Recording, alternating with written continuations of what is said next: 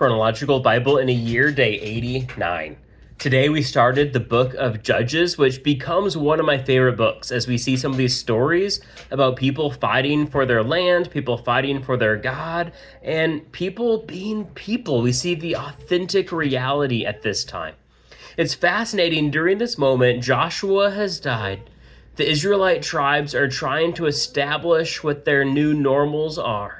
And in this moment, we see God using the tribes around them to a degree to test Israel. He says so as much in chapter 2. But the reason he's doing this is to know, is their faith authentic? Or are they simply following the God who appears to help them at any given time?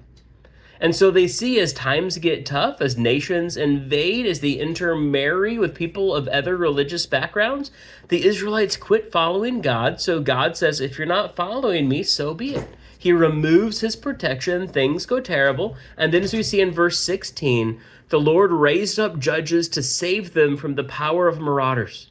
But the Israelites did not listen to the judges, and instead they prostituted themselves with other gods, bowing down to them.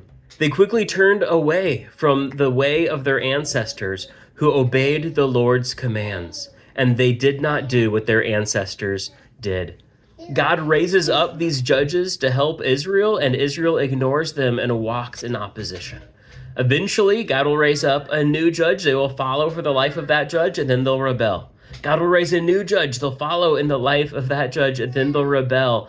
And we see this cycle time and time again. And then we see in verse 20, the Lord's anger burned against Israel. He declared, "This nation has violated the covenant I made with their ancestors.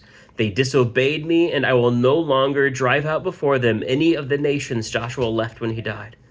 And it says God did this to test Israel and see if they would keep the Lord's commands. And as we learn time and time again, they don't. So the question I have for myself is, what might God use as modern judges for me?